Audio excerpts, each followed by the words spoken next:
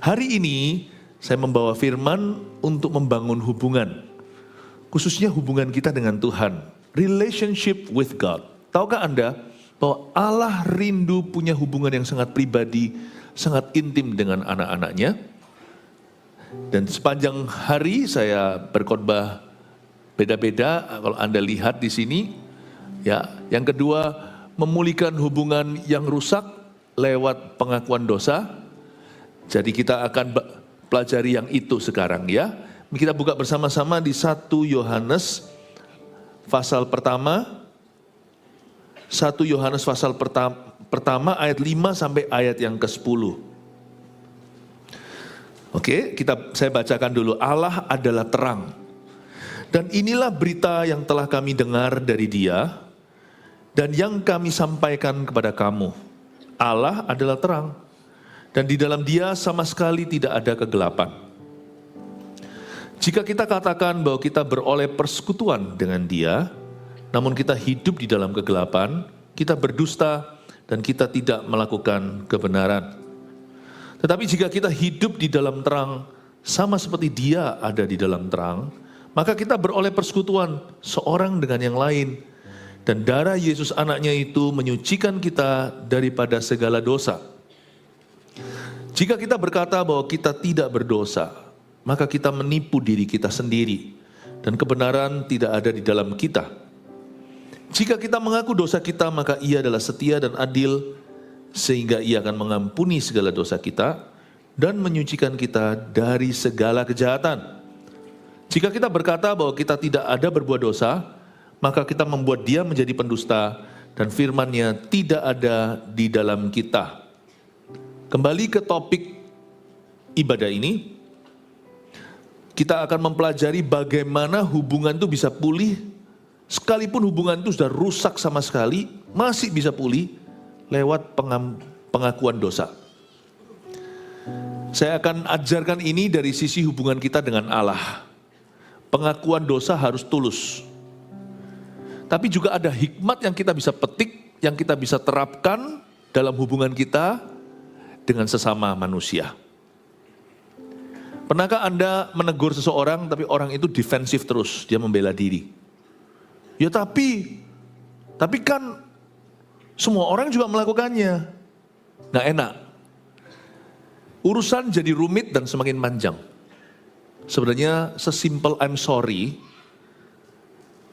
sebenarnya cukup berkata, sorry ya, aku nggak akan ulangi. Udah, nasi udah jadi bubur, mau diapain? Waktu kita ditegur, nggak tentu kita bisa melakukan sesuatu. Mungkin ada sesuatu yang kita bisa perbaiki. Tetapi sifat daripada teguran sendiri itu adalah supaya kita insyaf. Ya. Berubahnya nanti itu akan follow up sendiri. Kalau hati kita sadarkan pasti kita berubah. Tapi seringkali pengakuan dosa itu justru mungkin karena gengsi, atau karena masih belum merasa dirinya salah, atau bisa jadi menyalahkan orang lain juga, kita membuat prosesnya jadi kompleks. Padahal Tuhan itu gak minta kita itu apa, Tuhan itu gak minta kita janji-janji, apalagi janji palsu. Tuhan hanya minta kita agree, sepakat sama kita bahwa apa yang kita lakukan itu salah. Kalau memang kita pernah menyalahi seseorang, apalagi kalau kita berdosa terhadapnya. Tuhan ingin kita untuk sepandang. Kamu tahu nggak bahwa hal ini merugikan dirimu sendiri? Kamu bilang, ini kan nggak ada orang lain yang dirugikan. Kan aku melakukannya sendiri.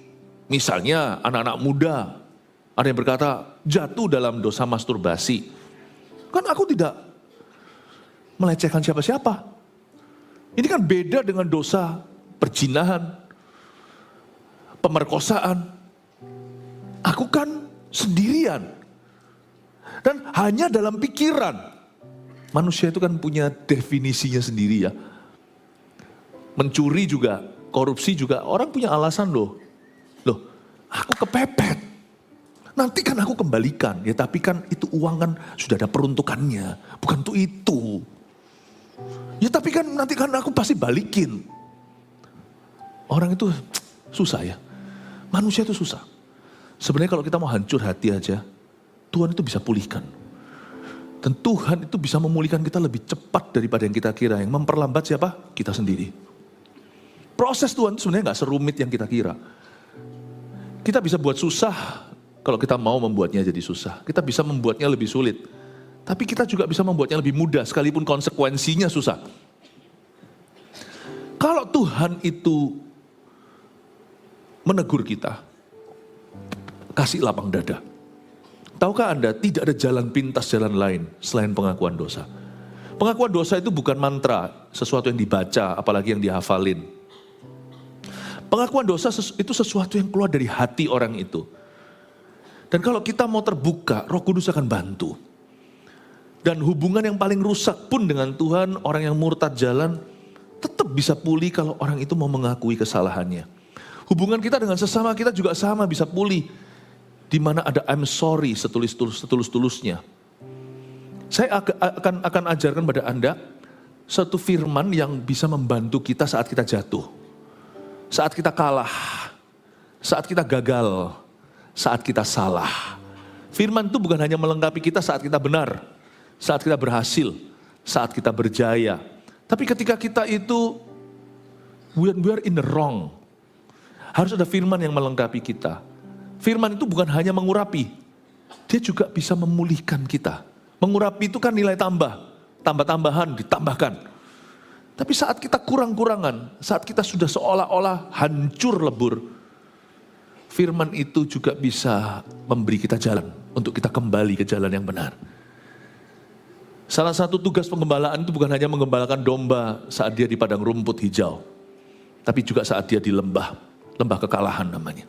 Semoga firman ini membuat kita semuanya itu punya perlengkapan.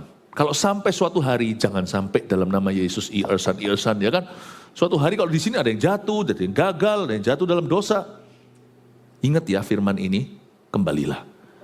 Saya akan tuntun Anda pelan-pelan, ayat per ayat, sekarang ayat 5. Dan inilah berita yang telah kami dengar dari Dia.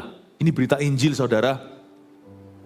Dan yang kami sampaikan kepada kamu, Injil itu percuma hanya didengar kalau tidak dilakukan. Atau Injil itu kalau mandek di kita, stagnan, lalu kita tidak beritakan, ya Anda seorang yang diselamatkan, egois banget, kita sendirian. Orang lain juga membutuhkan. Untung Rasul Yohanes, penulis surat Yohanes pertama ini, dia berkata, aku dengar dari Dia berita ini, lalu aku teruskan atau sampaikan kepada kamu. Itulah sebabnya kami terus giat bekerja.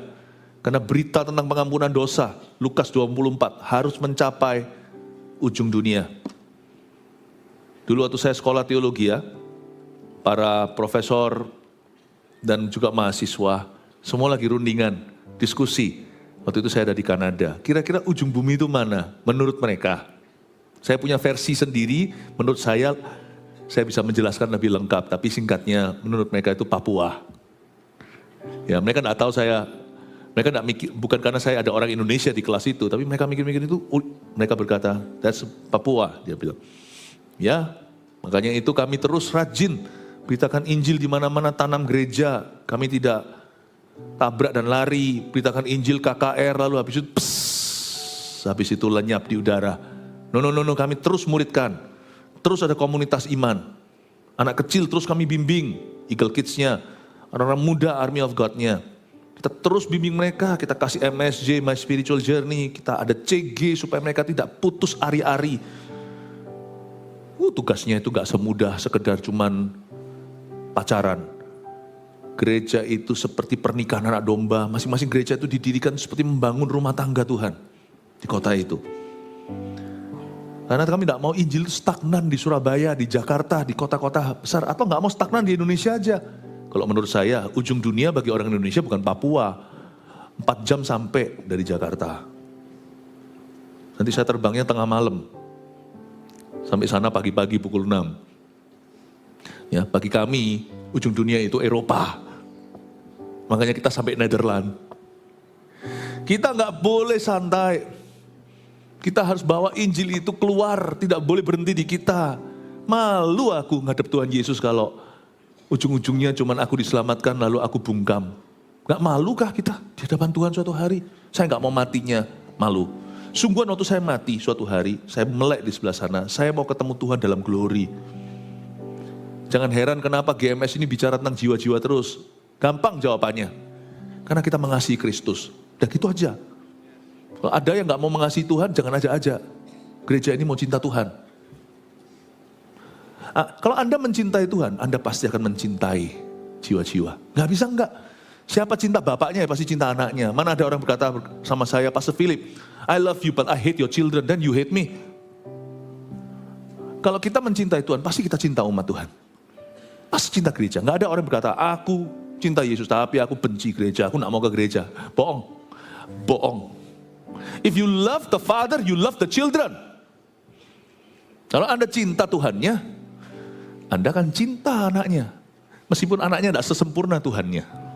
Cintailah, kasihlah sesamamu manusia seperti dirimu sendiri. Perintah yang sama, itu seperti dari koin yang sama, sisi yang berbeda. Kasihlah Tuhan Allahmu dengan segenap hatimu. Dan gak mungkin kita bisa mencintai, kalau kita mencintai umat Tuhan, pasti kita akan mencintai domba satu itu yang terhilang. Kita pasti cari domba yang tersesat itu, karena mereka ciptaan Allah. Saya ingin Anda untuk melihat dulu bahwa hubunganmu dengan Tuhan itu pasti ada korelasi yang sangat erat dengan sesamamu. Gak bisa enggak. Tuhan gak bisa kita berkata, aku maunya sama Tuhan doang. Gak mau sama orang, gak bisa. Orang yang punya masalah dengan orang biasanya punya masalah dengan Tuhan. Sungguhan. Gejala mengasihi Tuhan ada.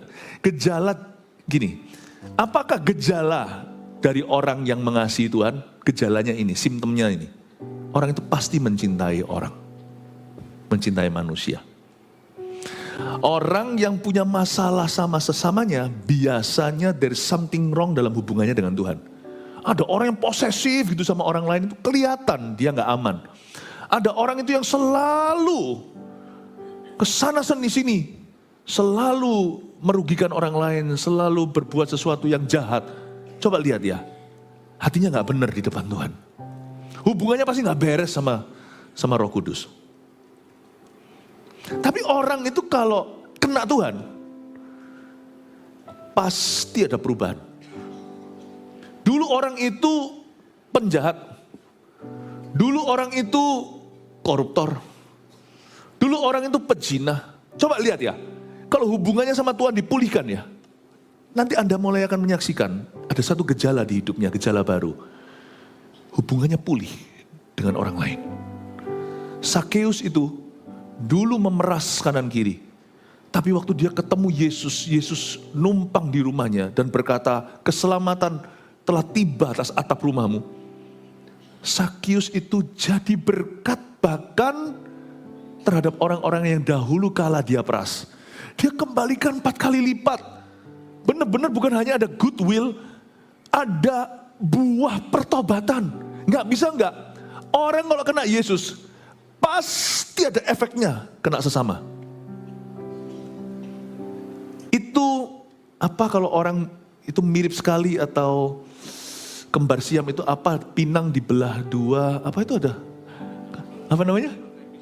Bagai pinang dibelah dua, itulah Tuhan dan umat manusia. Meskipun mereka beda, Tuhan adalah Tuhan, orang adalah orang. Tapi kita di tengah-tengah itu seperti pinang dibelah dua. Gak bisa enggak. Hubunganmu dengan Tuhan itu pasti ada korelasi dengan hubunganmu terhadap sesama. Baik yang baik maupun yang buruk. Pasti ada korelasinya. Ya, karena itu saya dorong Anda untuk kita tidak boleh hidup egois. Kita semua harus punya komitmen hidup di akhir zaman. Bahwa kita akan jadi berkat buat orang lain. Beritakan Injil sampai Tuhan datang. Semua kita punya tugas. Jangan hidup bagi dirimu sendiri. Ayo kita baca. Dan inilah berita yang telah kami dengar dari Dia dan yang kami sampaikan kepada kamu. Allah adalah terang. Dan di dalam Dia sama sekali tidak ada kegelapan. Yohanes menunjuk kepada satu pribadi yang sempurna. Dia berkata, Allah itu adalah terang. Jadi itu adalah sifat dasar Allah. He is morally perfect. Dia sempurna secara moralitas, secara karakter. Tuhan kita sinless, Tuhan kita itu tanpa dosa. Baik Allah Bapa, Allah Putra, Yesus Kristus, dan Allah Roh Kudus, tidak ada sama sekali kegelapan dalam diri mereka. Niatan dosa, pikiran aja, keinginan aja, tidak ada. Jadi ini harus menjadi teologi pertama. Anda bisa belajar doktrin Alkitab apapun juga harus dimulai dari ini. Not only God is alive, bukan hanya Allah itu hidup dan nyata. He is perfect, sempurna. Jadi berarti, kalau sampai ada something wrong, sesuatu yang salah dalam hubungan kita dengan Allah, ya, misalnya ada orang Kristen yang berkata, aku kecewa sama Tuhan, langsung kita tahu siapa yang salah. Dalam hubungan kita dengan Tuhan, kalau ada something wrong, itu selalu salah kita, bukan salahnya Tuhan. Selalu. Ya. Oh, tapi gak bisa ngomong begitu kan, Tuhan Maha Kuasa. Ya kan, sana salah paham. Mengira Maha Kuasanya dia itu magic show. Apapun yang kau mau diberikan. Kan kita gak ngerti rencana Tuhan, gak tahu hikmat-hikmat Allah yang tak terselami itu. Paling tidak kan bisa, meskipun tidak terselami semua kan, paling tidak kita bisa ecek-ecek kaki, kita bisa rasa basah. Harusnya ada hikmat Allah dalam diri kita, bahwa kita tahu bahwa hidup ini sementara. Jangan kau harapkan semua serba sempurna. Karena manusia itu jatuh dalam dosa, demikian pula seluruh bumi. Suatu hari Tuhan akan restore order itu, Tuhan akan memulihkan Taman Eden yang semula. Suatu hari di sorga, sempurna itu kembali secara sempurna. Jadi jangan kita itu lupa bahwa kita tidak selama-lamanya hidup di dunia. Dunia ini penuh dengan pencobaan, penuh dengan ujian. Tabahlah, setialah. Tapi kalau ada sesuatu antara kita dengan Tuhan, seperti Yunus itu yang muring-muring dan ngamuk, marah-marah, nuding-nuding Tuhan dan tuduh-tuduh yang bukan-bukan, engkau begini begitulah, aku tahu engkau itu adalah Allah yang penuh dengan belas kasihan, full of mercy dan kemurahan hati. Ya kan, Niniwe itu begitu jahat ini. Mereka ini, sebangsa ini begitu kejam terhadap umatmu sendiri. Kenapa kau ampuni? Lakukan yang kau ancamkan. Tumpas mereka setelah 40 hari. Aku tahu engkau pasti ampuni. Ngamuk-ngamuk gak terima. Tapi sebelumnya disuruh ke Niniwe juga kagak, gak mau dia. Pergi naik kapal. Kapal ke arah yang berlawanan. Kalau Anda lihat Yunus itu ya, yang nakal siapa? Tuhan atau hambanya? Hambanya. Kalau ada hamba Tuhan jatuh, ya orang yang belum kenal Tuhan gak tahu, sama-sama pukul rata Tuhannya sekalian. Orang Kristen gitu, Kristen memang begitu. Ya jangan jatuh. Makanya kebaktian satu tadi saya sampaikan satu firman, kita harus jadi penghubung terhadap Tuhan. Kita harus menjadi penghubung manusia terhadap Tuhan. Penghubung orang kepada Tuhan. Jangan jadi batu sandungan. Karena masih banyak orang yang lugu rohani, yang benar-benar gak mengerti, dan mereka tuh baby. Bayi rohani antara mereka baru lahir kembali, baru jadi orang Kristen, atau mereka tuh sama sekali bukan orang Kristen, bayi yang belum lahir. Banyak bayi rohani itu mati prematur gara-gara malpraktik orang Kristen dalam hidup mereka. Batu sandungan kiri, batu sandungan kanan. Sehingga banyak orang masuk neraka gara-gara kita. Ya. Karena itu kita mesti harus hati-hati. Jadi kalau ada hamba Tuhan jatuh, atau orang Kristen yang gak keruan, ingatlah Bapak Ibu Saudara, Tuhan yang mereka akui, mereka sembah itu tetap sempurna, bukan salah dia. Kalau ada seorang hamba Tuhan jatuh, itu pilihan hamba Tuhan itu. Ya kita tidak usah merasa lebih suci lalu kita gosip ria. Doakan saja. Kalau kita berada di radius orang-orang itu dan kita bisa beritahu kalau kita memang berkepentingan untuk memberitahu dan berkeharusan. Lakukan. Saya tidak pernah simpan koreksi dan teguran. Saya selalu akan sampaikan kepada orang yang bersangkutan. Tapi kalau itu di luar jangkauanku, ya saya tidak bisa apa-apa. At least you don't gossip. Paling tidak Anda tidak menggosip. Karena toh tidak berbuat apa-apa, lebih baik saya tidak bisa berbuat sesuatu daripada saya merusak dan membuat keruh. Tapi kalau ada hamba Tuhan yang jatuh, saya ulangi, itu pilihan orang itu. Tuhan tidak begitu. Pasti ada collateral damage-nya, pasti ada kerusakan yang terjadi yang tidak bisa dihindari. Mau nggak mau? Mau nggak mau pasti ada kerusakan. Ya. Ketika ada malpraktik terjadi, pasti ada kerusakan. Tidak sedikit orang-orang yang akhirnya suatu hari akan meringkuk dalam neraka, memang pilihan mereka, tetapi juga bersangkutan dengan batu sandungan yang pernah mereka alami dari orang Kristen. Makanya Tuhan pernah berkata pada seorang nabi di Perjanjian Lama, kalau aku suruh kamu untuk memperingatkan seseorang, kamu diam saja bungkam, apalagi kalau kamu jadi batu sandungan lah, saya tambahkan. Darah orang itu kan tertumpah atasmu. Bayangin Bapak Ibu. Tapi setiap orang punya pilihan pribadi lah, jangan kau salahkan kalau kita sendiri suatu hari binasa, jangan kau salahkan orang. Ya kan pendeta itu, Tuhan berkata, kenapa kamu tuding-tuding dan tunjuk-tunjuk? Kamu sendiri harus menjawab aku, bukankah hidupmu adalah milikmu? Hatimu adalah milikmu. Hatimu adalah keputusanmu, dan keputusan hidupmu, tanggung jawabmu. Jangan tuding. Saya bisa bayangkan nanti di akhirat, tahta putih tersebut pengadilan pasti banyak yang bantah. Karena waktu itu sudah tidak ada waktu kronos seperti jam 1, jam 2, jam 3. Waktu akan terasa singkat karena kita hidup selama-lamanya. Waktu dibangkitkan pasti akan ada orang yang protes keras. Nggak fair, aku gini, karena lihat itu hambamu. Pendeta, mereka hari ini berdiri di hadapanku. Yang kukatakan enyahlah, aku tidak mengenalmu. Hai kamu pembuat kejahatan sekalipun kamu bernubuat. Itu urusanku. Tapi kamu, bagaimana dengan kamu? Kamu bisa marah dan salah-salahin orang Kristen. Tapi waktu itu, kamu ambil istri temanmu. Kamu tiduri dia. Apakah itu karena pendeta itu? Atau karena mata jelalatmu? Gak bisa ngomong dia. Betul karena pendeta itu tidak urusannya. Ya tapi kan aku sudah gak percaya sama agama. Gak usah ngomong soal agama, nuranimu. Kamu ingatkan waktu itu kembalian tidak kamu kembalikan? Waktu itu kamu ingatkan tiba-tiba gimana? Lalu habis itu kamu larikan uang orang, kamu berkata aku gak punya. Padahal kamu bohong. Padahal kamu masih punya uang itu berapa miliar.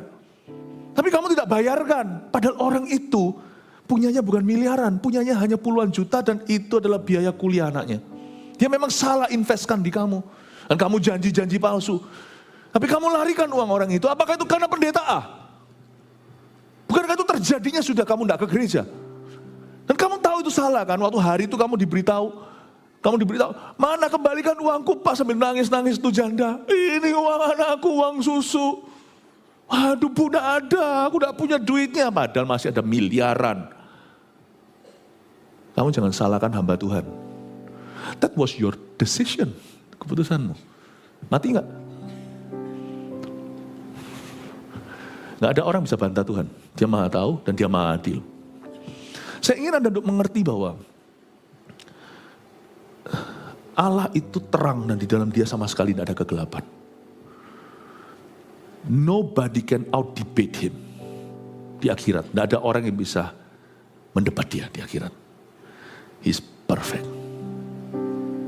In knowledge, pengetahuan, dalam kasih, dalam penghakiman, di dalam kebenaran, dalam moralitas, dalam hikmatnya dan kepandaian. Dan Anda harus tahu satu hal, kalau sampai ada sesuatu yang salah dalam hubungan kita dengan manusia, itu tidak pernah salah Tuhan. Kalau ada sesuatu yang salah dalam hubungan kita dengan Tuhan, itu bukan salah Tuhan. Ayat ini sudah jelas berkata, God is sinless. Allah tanpa dosa. Ya, semoga ini, Anda ini sebenarnya, ini kayaknya seperti khotbah hari Minggu, tetapi saya harap Anda juga menerima doktrin-doktrin seperti mahasiswa kalau belajar di sekolah Alkitab. Ini adalah God Theology 101. Simple, elementary atau sekolah dasar teologi ya. Nggak usah pergi ke sekolah teologi. Kerjalah di bidangmu masing-masing. Urusan kami untuk memberimu makan yang terbaik.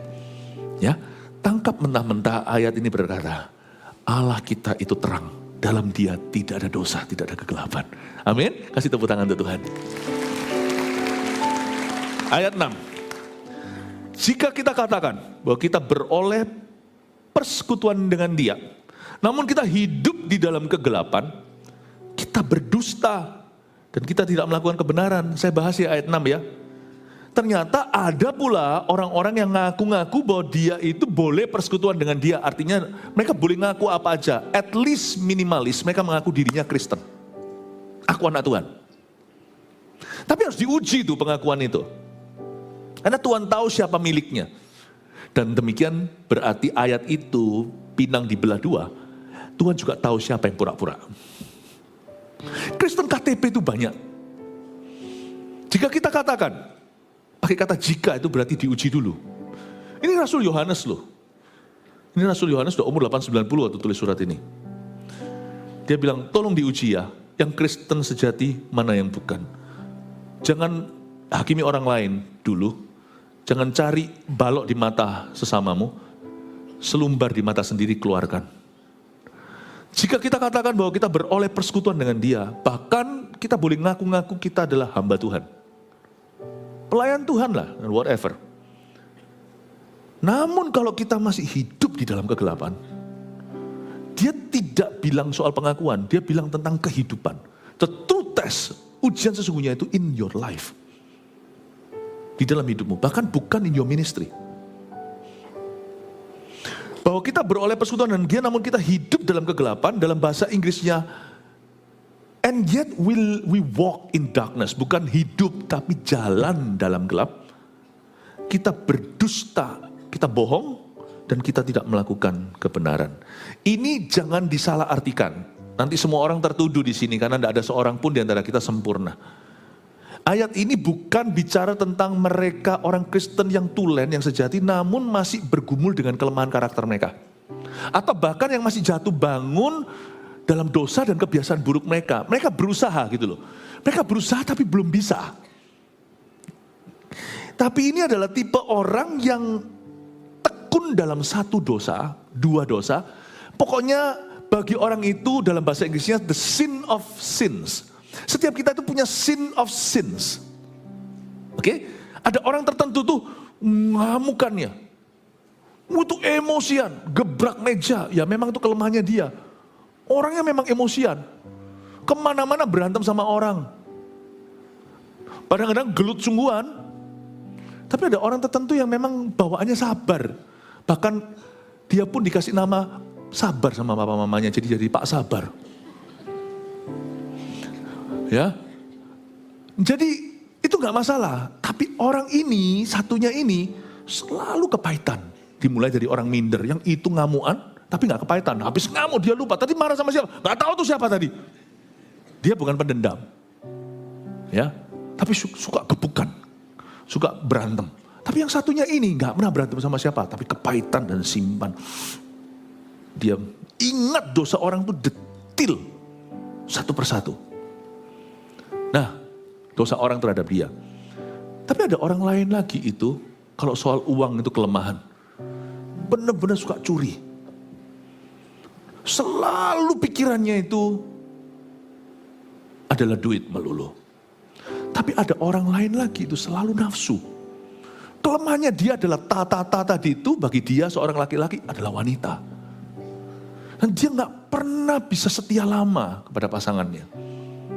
Setiap orang itu punya the sin of sins. Kalau Tuhan itu the Lord of Lords. Tuhan di atas segala Tuhan, Raja di atas segala Raja. Ada orang itu yang punya dosa di atas segala dosa. Dosa yang lain itu figuran dalam hidupnya, tapi ada dosa yang dia tekuni. Itu dosa itu sudah betul-betul mendarah daging di dalam dia. Tiap orang ada itu. Dan dosa ini yang dimaksudkan, kita harus waspadai. Kalau dosa tersebut kita tekuni, kita tidak mau bertobat, dan kita benar-benar melawannya dengan iman. Kalau perlu kita minta bala bantuan tolong dari saudara seiman. Dosa yang kita ketekuni, ini yang disebut sebagai hidup dalam kegelapan. Dan membuat kita akhirnya berdusta status Kristennya. Dosa yang paling buruk itu apa? Bukan jenis dosanya, jenis dosa itu beda-beda. Tak pikir-pikir lagi, harusnya dosa Adam dan Hawa itu bukan yang terburuk ya kan? Dia itu apa sih? Dia ngambil buah dari pohon yang dilarang Tuhan. Adam tidak selingkuh. Emangnya dia mau selingkuh sama siapa? Jerapah dan gajah. Dia tidak membunuh. Membunuh itu baru turun nanti di bawah komplikasi dosa ayahnya. Guru kencing berdiri, murid kencing berlari. Adam hanya tidak patuh, Kain membunuh. Dosa itu bukan tambah-tambahannya. 1 ditambah 1 sama dengan 2, tidak. Dosa itu selalu compound. Kalau matematika, kali-kalian. Jadi jangan main-main dengan kompromi kecil. Karena sampai keturunan itu sudah beda. Benar beda. Kita di sini cuma kepahitan sama orang Kristen, bawa ateis semua. Tidak ada namanya itu naik kelas dalam dosa. Yang ada hanyalah jatuh dalam jurang yang lebih dalam. Karena itu kalau Anda lihat, dosanya Kain itu apa sih? Dosanya Adam itu apa sih? So, Bapak Ibu, dosa itu bukan jenisnya yang terutama. Bukan jenisnya. Kita hidup dalam gelap, kita tidak melakukan benar. Dosa itu bukan jenisnya yang paling parah. Tahu nggak dosa paling parah itu apa? Saya kasih hikmatnya. Anda boleh mencatatnya. Dosa yang kau sembunyikan secara sengaja. Itu dosa yang paling parah. Bahasa Inggrisnya hidden sins. Itu dosa yang membuat kita layak dapat gelar kau hidup dalam kegelapan. Mending saya jadi orang yang lemah dan gagal terusan, tapi saya teriak, tolong SOS 911. Saya ngomong sama teman, bantu aku jatuh bangun di dosa ini, daripada kita bertindak seolah-olah tidak terjadi apa-apa, dan kita lama-lama dari remorseful atau perasaan malu akan dosa itu lama-lama jadi kapalan, lama-lama jadi biasa dan profesional. Kita bisa selingkuh, lakukan sesuatu, lalu habis itu datang ke gereja pretending nothing happen. Shalom, shalom koliang, shalom. Kita ketemu pendeta aja dulu waktu pertama-tama awal-awal, waktu kita belum profesional, rasa gak enak. Malah justru kebalikan, rasanya gak kepingin ke gereja dan mau lari dari Tuhan. Rasanya itu ya sama buruknya sebenarnya. Cara terbaik untuk memulihkan sesuatu itu menghadapinya. Dan cara terbaik untuk memulihkan hubungan yang rusak dengan Tuhan adalah mengakui dosa itu dan meninggalkannya. Jangan mau kita dibisiki sama setan, kamu gak mungkin bisa. Bisa gak bisa itu nanti urusan Roh Kudus. Roh Kudus akan menolongmu. Dia memberimu kekuatan. Tapi kita harus niat, kita harus mau. Kita harus tulus, pengakuan dosa itu harus tulus, pertobatan harus tulus pula. Tuhan berkata, datanglah kepadaku barang siapa yang bisa. Tuhan berkata, datanglah kepadaku barang siapa yang letih lesu, beban berat, yang haus, yang lapar. Tuhan tidak berkata, datanglah ke aku kalau kamu sudah bisa. Datanglah ke aku kalau kamu sudah suci. Datanglah ke aku kalau kamu sudah mampu. Tuhan berkata, datanglah ke aku, come to me. Jikalau engkau rindu. Cukup kita rindu. Pertobatan kan dimulai dengan rindu. Waktu kita nangis-nangis, bertobat, ngaku dosa kita. Itu kan kita belum sempurna. Tapi kalau kita datang ke Tuhan, kita disempurnakan. Dulu mungkin awal-awal kita masih malu, tapi lama-lama sudah profesional. Ketemu sama pendeta, ketemu sama siapa. Bahkan bisa pelayanan. Hati-hati loh. Mungkin dosa itu dibandingkan dengan dosa seorang teroris yang membunuh, meledakkan satu gedung. Mungkin gak seberapa. Tapi dosa itu bukan jenisnya yang membuat itu parah di mata Allah. The fact that you are hiding it so professionally. Faktanya bahwa kita bisa menyembunyikannya secara profesional dan mulus, smooth, criminal. Lagunya Michael Jackson. Mulus tuh kriminalitasnya. Itu sendiri sudah kita mendapat satu gelar. Orang yang hidup dalam kegelapan di mata Tuhan. Dia bukan lagi pendosa. Pendosa itu dicintai Tuhan dan dipanggil oleh tabib itu untuk disembuhkan. Bukankah Tuhan datang untuk memanggil orang pendosa untuk bertobat? Tapi Tuhan sudah memandang dia bukan sebagai pendosa lagi. Nah itu bahaya. Pendusta. Nah itu sudah tidak ada cure-nya. Itu sudah ada cure-nya. Itu sudah tidak ada antibiotiknya. Karena semua antibiotik masuk semua udah kebal. Itu tubuh sudah bangun resistensi terhadap antibiotik. Tahukah Anda kalau Anda minum antibiotik yang sama terus-terus Seumur hidup, jangankan seumur hidup, setahun minum itu terus, lama-lama resistensi kan. Lain kali kalau sakit yang sama Anda minum antibiotik yang sama nggak mempan. Sudah nggak mempan semua firman. Sudah di titik pendusta itu pendeta pun nggak mempan. Apalagi kalau pendustanya itu pendeta, lebih nggak mempan lagi. Tahu nggak pasien yang paling buruk itu apa? Siapa? Dokter. Dokter adalah pasien yang terburuk. Makanya saya doa dokter jangan sakit. Coba bayangin kalau dokter di bidang sama sakit, lalu habis itu pergi ke dokter lain, ngomong apapun bisa dibantah. Dia tahu semuanya. Dia tahu semuanya. Jadi kadang-kadang tahu nggak pasien terburuk secara rohani dalam dunia dosa, ministry sekali. Kalau dalam dunia ilmu kesehatan, pasien terburuk adalah dokter. Ini saya ngomongin gini bukan saya loh ya. Seorang rekan dokter beritahu sama saya, Pak Pendeta, tahu nggak pasien terburuk itu siapa? Siapa? Saya bilang, saya kira, masa saya enggak loh ya, saya ini sangat kooperatif kan ya dok. Saya kalau datang ke dokter, saya nggak sok pendeta, saya jadi pasiennya. Saya begini apa yang saya lakukan, harus begini. Saya menghargai profesinya. Apalagi kalau anak Tuhan, saya hargai top-topnya. Saya menghargai kalau dia dapat gelar itu karena dia study hard, karena dia sungguh-sungguh belajar, karena dia dapat panggilan dari Tuhan. Karena dia dapat panggilan dari Tuhan lewat ilmu pengetahuan. Karena Tuhan dia punya passion di situ, gairah di situ. Dan bahkan cerita hidupnya sampai dia dapat beasiswa segala. Mamanya berdoa, harapkan, percaya salah satu anakku dokter. Saya hargai top-topnya. Ya, setiap profesi saya hargai. Lalu saya datang, saya enggak. Waktu dia ngomong gitu saya kira, masa saya? Enggak kan ya dok? Bukan pastor. Bukan, Pastor Philip pasien yang baik. Tapi jangan didoakan supaya jadi pasien terus ya dok. Saya bilang supaya nggak ketemu lebih baik lagi, kita ketemu di gereja aja. Saya pasiennya di tempat prakteknya, tapi di gereja dia pasien saya. Dalam kehidupan kan nggak soal kesehatan aja, hidup, pernikahan, parenting semua kan. Terus dia ngomong sama saya, pasien yang terburuk itu adalah kami sendiri para dokter. Oh ya sudah dok, saya nggak bantah. Pasien terburuk kalau soal dosa, ya pendeta. Makanya kalau Anda dan saya masuk dalam pelayanan lebih jeru, lebih dalam lagi, jaga hatimu seperti anak kecil. Tulus seperti merpati. Jaga terus. Tahukah ketika jemaat atau pemimpin ketika mencapai titik pendusta sudah tidak ada obatnya? Sudah mahir menyembunyikan. The worst type of sin, dosa yang paling buruk itu bukan jenisnya.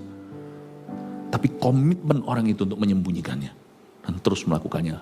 Nanti kebaktian berikutnya saya baru jelaskan hubungan orang Kristen dengan dosa. Saya baru panjang lebar ceritakan apa aja gejalanya orang yang masih hidup di dalam dosa. Nanti saya jabarkan di ibadah setelah ini. Ya, yang pasti kita belajar dulu hari ini di kebaktian ini bahwa kita jangan hidup dalam kegelapan. Jangan hidup dalam dosa dan jangan tekuni dosa itu. Cepat tinggalkan, mau bunuh ular kobra itu yang paling tepat adalah waktu dia masih dalam bentuk embrio atau telur. Jangan sampai dia menjadi kobra yang sudah berdiri begini baru kau lawan. Bapak ibu saudara jangan kompromi hari-hari ini. Karena hari-hari ini adalah hari-hari yang jahat.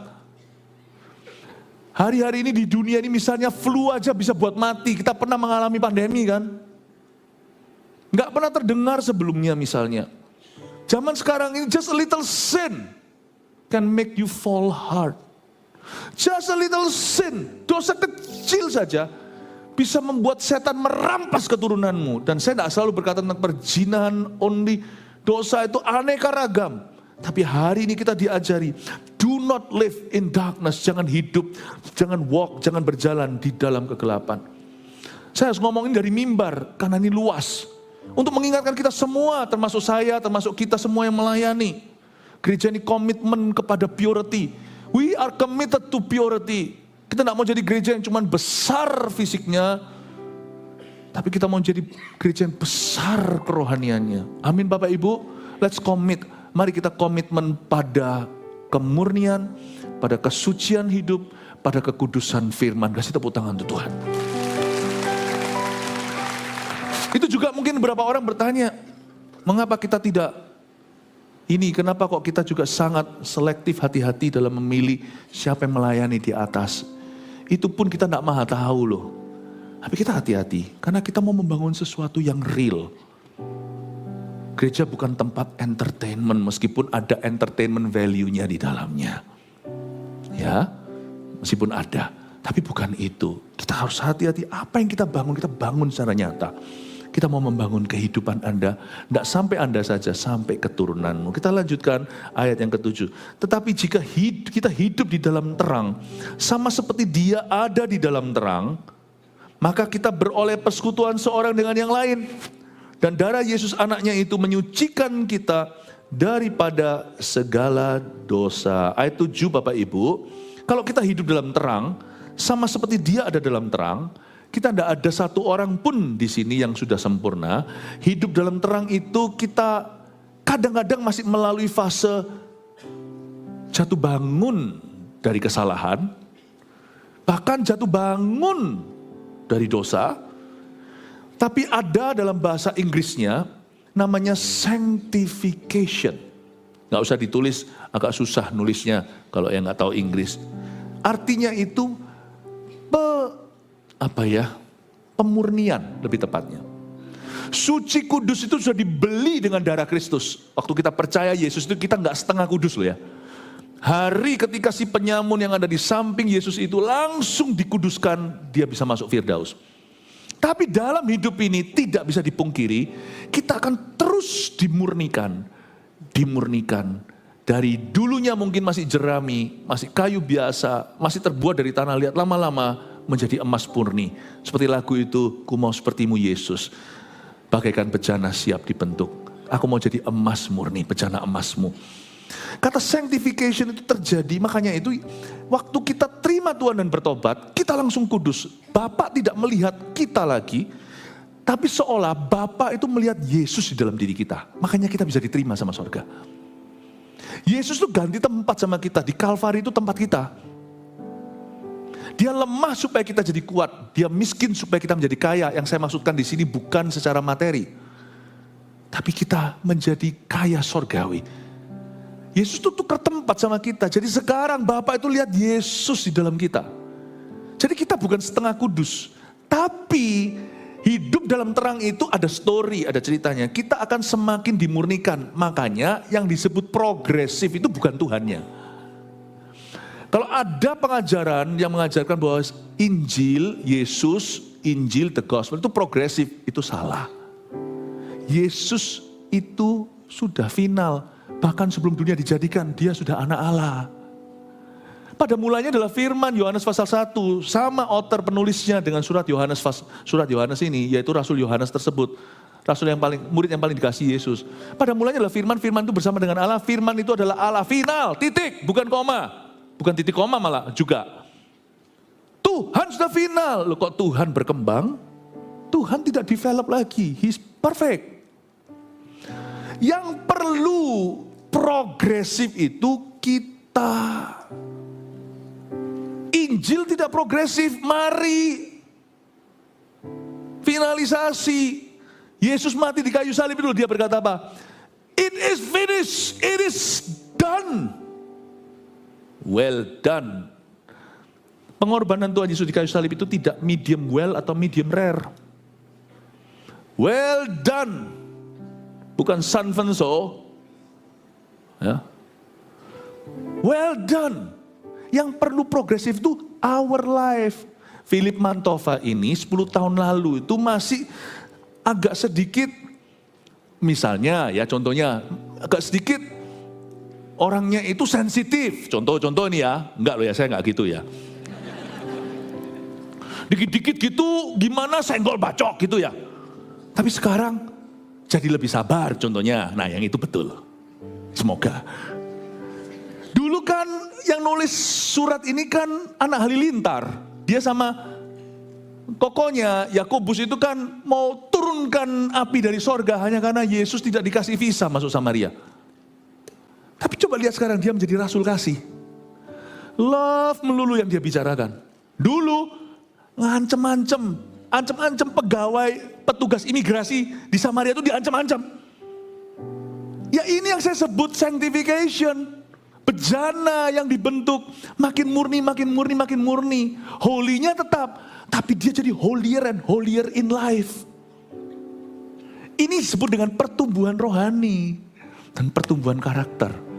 Itu yang disebut kamu hidup jika kita hidup dalam terang. Kalau kita hidup dalam terang, orang lain akan jadi benefactornya, akan merasakannya. Itu akan benefit atau menguntungkan orang-orang sekeliling kita, khususnya di rumah kita. Tapi jika kita hidup dalam terang, sekali lagi kita lihat sama seperti dia ada dalam terang, maka, are you ready? Kita beroleh persekutuan seorang dengan yang lain. Karena kamu semakin seperti Kristus, persekutuanmu dengan orang lain semakin diberkati. Kalau dulu isinya banyak marah-marahnya, dahulu kala kamu bukan jadi berkat bagi orang lain, tapi jadi salib hidup mereka. Sekarang mereka disalibkan oleh orang-orang dunia, tapi kamu jadi berkat bagi orang-orang itu. Pertanyaannya sekarang, apakah kita jadi berkat bagi orang lain atau salibnya mereka? Aku jadi berkat loh Pastor Philip, di rumahku itu aku salib yang ditanggung oleh seluruh keluargaku. Oh haleluya, bangga ya Anda ya. Bangga banget. Gak usah papanya yang nyalibkan. Istri dan anak-anaknya gak perlu. Orang dunia sekeliling mereka itu pasti cepat lambat salibkan mereka. Mereka gak butuh lebih banyak salib lagi dalam hidup mereka. Mereka butuh banyak solusi. Gara-gara aku, banyak orang Kristen jadi semakin mulia. Benar, ya mereka harus ngampuni aku. Mereka harus, lebih baik jadi pengajar umat aja. Latihan mereka dari dunia. Dunia akan menyalibkan mereka. Saudara seiman jangan saling menyalibkan, saling menajamkan. Saling menajamkan bukan saling menyalibkan. Are you okay? Jangan takut, gini aja tidak membuat kamu harusnya give up. Ayo saya dorong kamu untuk maju dalam Tuhan. Jangan quit pelayanan. Oh ya, itu, Anda tidak menyalibkan orang itu. Anda mempertajam dia. Besi menajamkan besi, manusia menajamkan manusia. Semoga saya tidak pernah jadi salib, saya lari, gak bayar. Pendeta kok kayak begitu. Ya kan? Aku ampuni dia, memang dia bertumbuh, tapi saya berdosa. Jangan, jadilah berkat buat orang lain. Apa yang bisa saya doakan untuk usaha Anda? Wih, kok ada orang peduli ya? Aku lagi bangkrut, semua orang meninggalkanku. Teman-teman yang dulu kukira sahabat, semua lenyap waktu aku tidak punya apa-apa. Thank you ya Ko, kamu tetap berdiri di sisi kami dan percaya dan mendoakan untuk kebangkitan kami. Jadilah kayak gitu. Itu persekutuan dengan sesama. Akibat kamu hidup dalam terang, kita beroleh persekutuan seorang dengan yang lain. Dan darah Yesus anaknya itu menyucikan kita daripada segala dosa. Upaya kita bisa menjadi berkat dalam persekutuan kita dengan manusia. Karena ada korelasi hubungan yang erat antara hubungan kita dengan Tuhan dan hubungan kita dengan manusia. Dosa tidak boleh mendominasi hidupmu dan hatimu dan pikiranmu. Dosa tidak boleh. Darah anaknya harus menyucikan kita daripada segala dosa. Tidak boleh dosa. Karena kalau kita berdosa dalam hati kita, pasti cepat lambat, lebih cepat dari lambat, kita akan mendosai sesama kita. Kalau orang itu berdosa terhadap Tuhan, dia cepat lambat, dia akan berdosa terhadap sesamanya. Pasti 100%. Karena membuat kita tidak berdosa terhadap sesama kita. Gigi tidak ganti gigi, mata tidak ganti mata. Saya tidak membalas sekalipun saya mampu, sekalipun saya sanggup, mungkin saya lebih kuat. Kalau saya tidak balas itu kan karena Yesus. Karena Yesus berkata, sebagaimana aku mengampunimu, ampunilah orang lain. Doa Bapa kami kan juga berkata begitu. Ampunilah dosa kami seperti kami mengampuni yang berdosa kepada kami. Lalu ditambahi lagi di kitab Injil. Sebab barang siapa mengampuni sesamanya, Tuhan mengampuni dosanya. Kalau saya tidak membalas misalnya, saya orang kuat, lalu saya bisa berbuat jahat. Saya tidak lakukan itu karena takut akan Tuhan. Hubungan saya dengan Tuhan itu pasti mewarnai hubungan saya dengan manusia. Dan kalau saya terhubung pada setan, itu pasti juga akan mewarnai semuanya. Itulah sebabnya orang yang sudah gak benar, meskipun dia masih bisa menampilkan faset luar, tampak luarnya jadi berkat. Jangan percaya, misalnya, kalau Anda dalam satu tim, misalnya dalam dunia kerja, ada orang yang meninggalkan pasangannya. hidupnya tidak karuan, hati-hati ya. Tolong ya, Anda mulai cek semua uang yang ada di tangan orang itu. Kalau dia bisa cheat on his wife, dia bisa khianati istrinya, dia bisa dengan mudah khianati bosnya. Gitu aja, kita harus smart. Makanya tuh orang kalau sekalipun bisa pelayanan, tapi kalau hidupnya tidak karuan, yang ini nggak bisa dilihat oleh jemaat kan.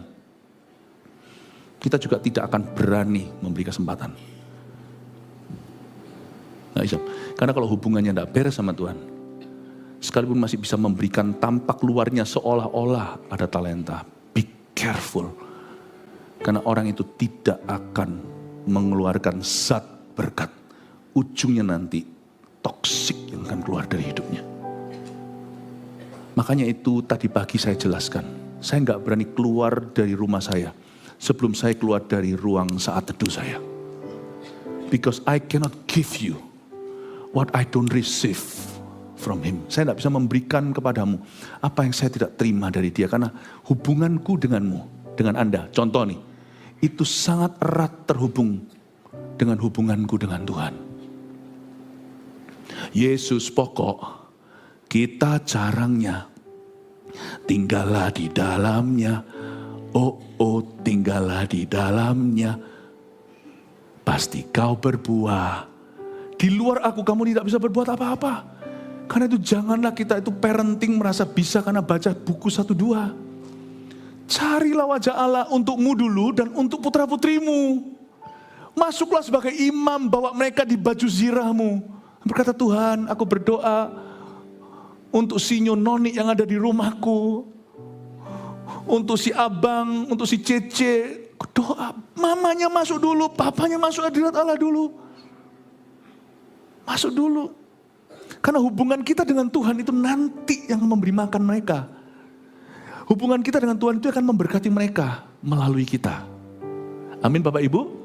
Kita bukan sumbernya, Tuhanlah sumbernya. Coba kita lihat ayat 8. Jika kita berkata bahwa kita tidak berdosa, maka kita menipu diri kita sendiri dan kebenaran tidak ada dalam kita. Jika kita mengaku dosa kita, maka Ia adalah setia dan adil, sehingga Ia akan mengampuni segala dosa kita dan menyucikan kita dari segala kejahatan. Ayat 8 saya jelaskan dulu. Kalau kita bilang kita nggak dosa, kita bohong dan kebenaran nggak ada dalam diri kita. Sebenarnya ayat 8 ini kurang realistis. Sekilas. Mana ada sih orang sekarang itu yang berani ngaku aku nggak pernah dosa? Kenapa Yohanes tulis sesuatu yang nggak realistis? Jika kita berkata bahwa kita tidak berdosa, ayo coba ya, saya tanya di sini, saya tes ini. Siapa di sini yang tidak pernah berbuat dosa? Angkat tangan. Saya enggak ada yang berani kan? Enggak ada yang berani angkat tangan. Sebab kalau ada yang angkat tangan, dia malu sendiri. Semua orang kan lihat dia, pandang dia. Hah? Saya tanya sekarang, siapa di sini seumur hidupnya pernah berdosa? Angkat tangan. Lah ayolah, jangan gitulah. Yang dua-dua nak angkat tangan itu bukan pendoa, bukan pendosa, bukan yang enggak dua-dua nak angkat tangan itu berarti pelupa. Saya tanya lagi, siapa yang enggak pernah berbuat dosa angkat tangan? Enggak ada, udah. Siapa yang pernah minimal sekali berbuat dosa dalam, saya enggak bilang dosa kecil, dosa besar, pokoknya dosa adalah dosa. Siapa yang pernah dosa angkat tangan? Oh, semua lo, kalian juga pernah? Sama ini saya kira enggak loh. Pernah, bukan sedang. Kita tidak sedang, tapi pernah dahulu. Oke. Jadi ayat ini buang aja. Enggak. Yohanes itu smart. Kakek umur 80-90, penuh Roh Kudus, diilhami untuk menulis firman. Dia tahu hati Tuhan. Kalau ngomong vulgar, aku enggak pernah berdosa, enggak ada yang berani. Tapi pernah enggak Anda? Ada orang lihat, misalnya Anda menangkap basah seseorang. Kena tuh. Ya, kenapa kamu lakukan ini? Pak, semua orang melakukannya. Ayo. Ketangkep nyontek. Semua melakukannya, kenapa hanya aku yang dihukum? Nah itu loh. Ini gak tulus pengakuannya. Dia gak ngaku dirinya sempurna, perfect, gak pernah berbuat dosa. Enggak, tapi dia bisa putihkan dosanya. Sama dengan kata lain, dia mengaku itu gak apa-apa. Alias, itu bukan dosa. Ayo siapa pernah gitu, ketangkep basah. Semua orang melakukannya. I'm not perfect. Pastor Philip suruh ngampuni sampai kapan? Aku juga manusia. Waduh, Kalau saya digituin, saya cuma tinggal tanya. Jangan bantah. Berarti oke ya, benci ya? Ya enggak oke lah, kamu maunya apa? Disuruh jangan, kok disuruh jangan? Aku loh cuman orang, aku nih hanya darah dan daging, tahu enggak? Ya sudah, sana bencio. Loh ya jangan gitu toh, lu maunya gimana? Ya yang ini orang yang ngaku dia nggak pernah dosa itu ya gitu. I'm just a human being, I'm not perfect, oke? Apalagi kalau sekarang misalnya LGBTQ, I was born that way. Aku lahir sudah begitu. Dari zaman aku paling ingat ya masih kecil ya, memang aku sudah gay. Wah ya sudah. Coba datangkan ke dokter, sakit pas kepala ya, oke. Saya mau tanya ya, historinya apa? Aku memang begini. Loh, di X-ray di kepalanya, kenapa kok terus sakitnya itu sudah 10 tahun ini sakit terus. Ini kita coba di 5 tahun ini sakit terus, kita harus cek tuh ada apa. Apakah ini atau enggak, memang sudah begitu. Aku memang ditakdirkan untuk pusing. Gimana ngobatinya? Siapa di sini dokter? Pusing kalau dapat pasien gitu. Jika kita mengaku, berkata kita tidak pernah berdosa, kita menipu diri, kebenaran nggak ada di dalam kita. Orang gini nggak bisa pulih, bukan karena Tuhan tidak bisa pulihkan, karena dia tidak mengakui kebutuhannya untuk dipulihkan. Amin Bapak Ibu. Mana ada sih? Mana ada hubungan yang nggak ada kata I'm sorry-nya? Ada, satu hubungan, tapi satu arah. Tuhan nggak pernah butuh berkata I'm sorry. Selain itu, sisanya semua manusia pasti terhadap Tuhan atau terhadap sesama, kita perlu kata sorry ya. Makanya itu di sini dikatakan di ayat 9, jika kita mengaku dosa kita, ngakulah, maka Ia adalah setia dan adil. Tuhan tuh enggak jual mahal kok.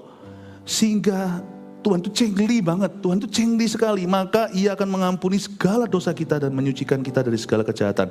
Kata mengakui dosa kita itu dalam bahasa Inggrisnya present tense, bukan past tense. Dulu aku pernah ngaku, dulu waktu terima Yesus 20 tahun lalu, bukan. Kata mengaku dosa itu sanctification, pemurnian. Sekalipun kita pernah mengakui sekali dosa kita, seluruh dosa hidup kita selama-lamanya, kita berkata Tuhan jadikan aku anakku, betul. Tapi dalam perjalanannya Bapak Ibu, kalau Anda salah, Anda juga perlu berkata sorry dan mengaku dosa di hadapan Tuhan. Anda lihat cincin saya? Ini cincin kawin. Saya 25 tahun menikah dengan istri saya, ini ke tahun ke-26. Oke?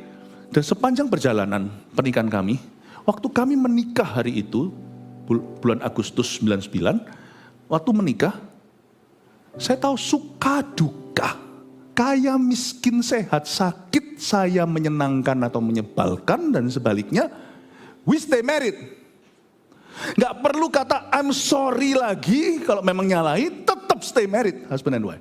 Tapi kalau pernikahan itu mau langgeng, kalau suatu hari saya yang salah, misalnya saya ngomong sesuatu yang kasar terhadap istri saya, misalnya, lalu akhirnya istri saya terluka dan saya sadar saya salah, tapi saking gengsinya, gitu aja loh. Yang penting pokoknya hubungan kita ini sudah aman. Kita kan sudah suami dan istri, sudah saling pengertian lah. Udahlah, coba bayangin hubungan itu betapa hambarnya. Dan luka itu tak akan pernah tertutup, melainkan selalu ternganga. Kalau tidak ada perminta maafan yang tulus dari yang menyalahi. Saya perlu kalau saya salah, saya akan ngomong sama istri saya yang sorry ya, tadi aku ngomongnya agak keras. Misalnya ini enggak kejadian sungguhan. Hubungan kami jarang sekali kami bertengkar. Lalu saya sorry ya. Oke, baru. Sorry itu enggak mengubah status, enggak menambahi mengurangi pernikahan kami. Tapi itu memulihkan hubungan kami yang renggang akibat suatu korsleting yang terjadi. Dengan Tuhan juga sama. Kalau Anda berbuat sesuatu yang salah, atau nyalai orang lain, ingatlah apa yang kau salahi orang lain itu kau salahi Tuhanmu. Kita perlu datang ke Tuhan dan berkata I'm sorry, dan tunjukkan niatmu. Kalau ada orang yang perlu diganti rugi akibat ulahmu, lakukan itu hai Sakeus. Sebab Tuhan mengampunimu cuma-cuma, tapi orang lain kan tidak sepatutnya menanggung konsekuensi dosa Anda. Berikan kepada kaisar yang milik kaisar, berikan pada orang yang kau rugikan apa yang harusnya milik mereka. Permintaan maafan kek, atau ganti rugi kek, atau sesuatu kek. Tuhan tidak minta karena Tuhan sudah jadi domba sembelian. Tapi orang lain Anda juga punya tanggung jawab terhadap mereka. Sebab permintaan maaf harus tulus, pertobatan harus tulus, buah-buah pertobatan juga harus tulus. Amin Bapak Ibu Saudara, 3 poin saya kasih Anda lalu kita selesai. Makasih untuk kesabaran Anda. Memulihkan hubungan yang rusak lewat pengampunan dosa. Nomor 1, dosa merusak hubungan kita dengan Tuhan dan dengan orang lain. Itu rangkuman aja, summary supaya Anda ingat. Ya, dosa memang merusak hubungan kita dengan sesama. Jadi jangan Anda anggap enteng. Kalau kita hari ini salah di depan Tuhan gak apa-apa. Asal istri gak tahu. Atau asal suami gak tahu. Asal anak gak tahu. Cannot. Anda itu manusia roh. Manusia roh itu tahu apa? Manusia roh itu kayak air. Dosa itu menggoncang. Ini kan bisa di vacuum toh. Ya, ini kan karpet ya. Ya. Ini kan dosa itu menggoncang. Anda setiap kali ada dosa itu goncang. Jangan berkata asal mereka enggak tahu, pasti keciprat anak-anaknya. Lewat sifatmu, amarahnya, wajah papa berubah, sifatnya berbeda. Pasti ada sesuatu. Tidak bisa Anda simpan. Coba beli ikan di pasar, buat busuk. Simpan setahun di luar kulkas, kulkas aja busuk. Kasih parfum setelah itu. Tutup pakai baju. Keluar tuh bau. You cannot hide your sin because your sin will show itself. Itulah sifatnya dosa. Sifat dosa itu sifat setan. Setan itu selalu narsis. Dia itu selalu ingin tampil, pasti dia demonstrasi. Pasti, basah semua sekarang tangan saya. Di mana ada dosa nanti basah seluruh hidupnya. Tiba-tiba, tidak tahu kenapa, keluarga tidak harmonis, berhenti penyertaan Allah, tandus tempat kerjanya. Pasti ada sesuatu, you cannot hide it. 2, ada korelasi erat antara hubungan kita dengan Tuhan dan dengan sesama kita. Itu sudah tahu, dicatat aja. 3, pengakuan dosa yang tulus tanpa pembenaran diri adalah jalan menuju pulih. Kalau salah, gak usah pembenaran. Termasuk praktekkan ini terhadap orang. Misalnya kalau Anda tahu ada suatu kesalahan, gak usah begini, aku sorry ya, tapi, no tapi. Orang salah kok bisa bela diri. Malah ada orang itu sudah salah, bisa salahin orang lain. Tapi kamu ya kayak gitu loh. Udah salah masih bisa menuding orang lain. Itu memang kita ini, semua kita itu benar-benar punya bakat alam jadi pengacara atas diri sendiri. When you are wrong in the wrong, forget other people's wrong. Itu nanti urusan Tuhan di lain hari. Kalau Anda dan saya ada porsi salah terhadap sesama ini, gak ngomong sama Tuhan saja. Kalau Anda minta maaf, kalau kita minta maaf, jangan pakai tapi. Sorry tapi. Entah excuse alasan seputarnya atau Anda bahkan bisa nyalakan. Tapi kamu ya jangan kasar dong. Jangan lakukan itu. Karena itu akan membuat hubunganmu semakin komplikasi. Kalau jalan pulih itu cuma satu. Pengakuan dosa, ini salahku. Own your mistake. Miliki perasaan bersalahmu. Miliki itu, bukan menikmatinya. Miliki kesalahanmu. Miliki, taruh labelmu, ini aku, yes ini aku, sorry ya, aku tidak ulangi, sorry aku merugikan kamu, titik, bukan koma. Jangan gini juga ya, ini pengakuan dosa tapi spiritnya salah. Sorry, ya udah memang aku gitu, maaf ya, sorry, udah. Apa-apaan sih? If you're sorry, if you say sorry, then you should be sorry. Paham maksud saya bahasa Inggrisnya? Kalau Anda berkata maaf ya, maaf itu harus dalam spiritmu. Sorry. Bukan sorry, memang aku gitu. Mau apa lo? Orang salah itu tidak nantang. Orang salah itu tidak menunjuk orang lain. Orang salah itu tidak menyalahkan. Kalau kita bisa begitu, banyak pernikahan tidak akan jadi cerai. Banyak anak tidak akan jadi liar. Mereka tidak akan jadi orang memberontak, cari perhatian di masyarakat, melakukan sesuatu yang merugikan dirinya sendiri. Kalau kita bisa rendah hati. Semoga ini akan menjadi bekal buat kita, di mana kadang-kadang kalau kita berada di titik bawah. Tuhan memberkati. God bless you. Mari kita semua bangkit berdiri.